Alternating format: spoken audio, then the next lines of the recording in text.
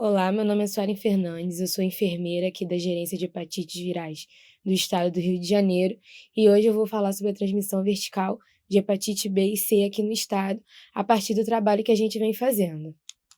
Para a gente começar falando sobre a transmissão vertical, é importante a gente abordar o que são as hepatites virais. As hepatites virais elas são doenças graves que podem evoluir de forma silenciosa, acometendo o fígado, podendo levar à cirrose e ao câncer. Quando a gente fala das hepatites, a gente classifica ela em 5 diferentes: a hepatite A, B, C, D e E. Quando a gente fala da transmissão vertical, a gente fala da hepatite B e C, que são transmitidas verticalmente. Elas também são silenciosas, crônicas. Quando a gente fala da hepatite B, a gente entende que a transmissão dela é mais comum por via sexual, sendo a hepatite C mais comum pelo sangue. Falando da transmissão vertical, a gente define ela como a transmissão de uma infecção da mãe para o bebê, podendo ocorrer em 3 diferentes fases: na gestação, no parto ou na amamentação. Quando a gente fala da hepatite B, ela é mais comumente transmitida no momento do parto, devido ao contato com o sangue e com as secreções maternas. A hepatite C, a gente entende que ela também ocorre no momento do parto, embora o risco dessa transmissão seja menor que a hepatite B, porém, essa transmissão ocorre. A meta da OMS é que a gente elimine as hepatites virais até 2030, através da redução de 90% dos casos e a redução de 65% da mortalidade. Por isso que foram criadas estratégias pelo Ministério da Saúde para a gente conseguir alcançar essa meta, incluindo o processo de certificação da eliminação da transmissão vertical, que é o trabalho que a gente vem fazendo aqui na Gerência de Hepatites Virais do Estado. Atualmente, no estado do Rio de Janeiro, essa é a nossa situação epidemiológica. Quando a gente fala da taxa de detecção de HBsAg em crianças com idade até 5 anos por 100 mil habitantes, esses são os nossos resultados. No ano de 2020 e 2021, a gente vê que a taxa ela é menor, porém a gente também deve considerar a situação atual daquele ano, que era a questão da pandemia da Covid.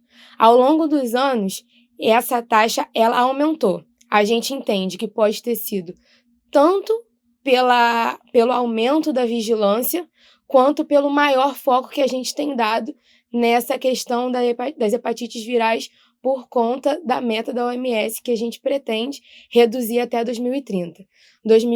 Em 2023, nós temos o maior caso de hepatite B em crianças até 5 anos, mas a gente também teve um menor número de nascidos vivos.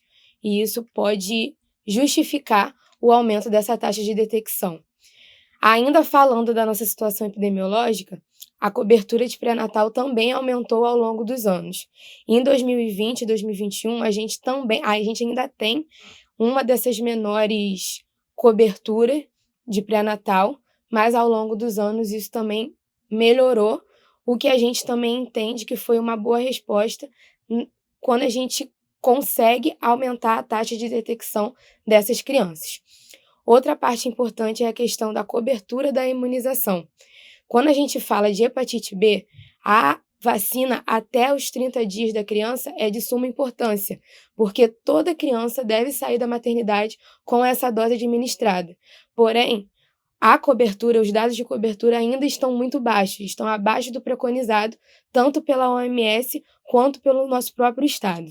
Aqui nós vemos as crianças notificadas do ano de 2022 a 2024. 2023 foi o maior ano com o maior número de detecção. 2024, até então, nós só temos 4 casos, porém a gente ainda não tem o ano fechado. Quando a gente fala do processo de certificação, que vai ser falado mais à frente, nós consideramos os municípios com mais de 100 mil habitantes. E a gente vem fazendo esse trabalho, a gente vem fazendo essa vigilância desses municípios para a gente tentar alcançar, pelo menos, os selos de boas práticas nesses municípios. Quando a gente olha esse número, Mesquita, Petrópolis e Volta Redonda são municípios elegíveis para o próximo ano de conseguir, se continuar No ritmo que estamos, a gente consegue, pelo menos, o selo de boas práticas desses municípios, se a gente continuar com essa vigilância e eles conseguirem alcançar a cobertura de vacinação das crianças até 30 dias com hepatite B e da terceira dose de penta até 1 ano de idade. Quando a gente fala das condutas contra a transmissão vertical para a hepatite B, nós temos etapas para a gente conseguir atingir e evitar a transmissão vertical. A gente inicia com a escuta inicial e acolhimento para o início do pré-natal. Nesse momento, nós devemos ouvir a gestante, entender o histórico dela e fazer todas as perguntas necessárias para a gente entender como que é a rotina dessa gestante. A testagem rápida para a hepatite B é de suma importância, porque nesse primeiro momento é que a gente consegue detectar se a gestante pode ter ou não a hepatite B. Avaliar a caderneta vacinal também é de suma importância para a gente entender se ela tem todas as doses e, se ela não tiver, ela pode ser encaminhada para iniciar o esquema vacinal. Quando a gente faz a testagem, caso a gestante teste reagente para hepatite B, deve ser solicitado o anti-HBs e a carga viral, para a gente entender se essa gestante ela vai iniciar o tratamento ou a profilaxia para a hepatite B durante a gestação. Caso a carga viral dê alta e o anti-HBs agir reagente, conforme o protocolo, nós devemos iniciar a profilaxia com tenofovir a partir da 28ª semana em gestantes com essa carga viral elevada. Deve ser realizada nova testagem quando a gestante entrar na maternidade e no nascimento do recém-nascido deve ser administrado a vacina contra a hepatite B e a imunoglobulina em até 12 horas para profilaxia dessa criança exposta. O aleitamento ele é permitido, com os devidos cuidados. É importante ressaltar que o risco de doença se tornar crônica está relacionado com a idade do indivíduo. Quanto mais novo, maior a chance da criança ser infectada com a hepatite B. Chega até 90% em até 1 ano e varia de 20% a 50% entre as crianças de 1 ano e 5 anos. A hepatite B e a hepatite C na gestação, nós temos condutas diferentes. Apesar de as duas serem testadas no primeiro e no terceiro trimestre, enquanto a hepatite B, a gente tem o tratamento e a profilaxia durante a gestação com o tenofovir, na hepatite C, se a gestante já tinha sido detectada com a hepatite C e já estava em tratamento, esse tratamento deve ser interrompido. Se ela for detectada durante a gestação, ela deve realizar os exames, deve ser feito o acompanhamento, mas o tratamento medicamentoso só será realizado após a gestação. A vigilância epidemiológica é algo de suma importância também durante esse processo, porque com o rastreamento dos casos, nós conseguimos fazer o diagnóstico e tratamento durante o pré-natal. É importante o registro ser feito no prontuário das consultas de pré-natal da gestante, o monitoramento e o acompanhamento dos casos, até o parto da gestante. Deve ser realizado o encaminhamento da mãe portadora para acompanhamento em serviço especializado.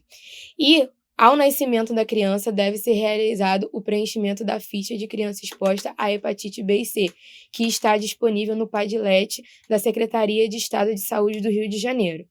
Também deve ser realizado o registro no SIPNI da dose aplicada de imunoglobulina e das doses de vacina contra a hepatite B, porque é assim que nós fazemos o monitoramento dos casos e fazemos a vigilância para saber se, na verdade, foi devidamente realizado a profilaxia dessa criança. Quando não há esse registro, nós perdemos essa informação. A notificação e a investigação dos casos confirmados também deve ser feita na ficha do SINAM. E é importante todo esse processo ser realizado para a gente ter uma qualidade e a completude dos dados, a fim de evitar as inconsistências e as duplicidades. Agora, explicando o que é o processo de certificação, primeiramente, é importante a gente ressaltar que ele reflete a qualidade da assistência no acompanhamento pré-natal, no parto, no puerpério e no segmento da criança no município que está sendo certificado. Quando a gente entra nesse processo, a gente entende que são os municípios com mais de 100 mil habitantes que podem participar e a gente avalia os indicadores de processo e de impacto.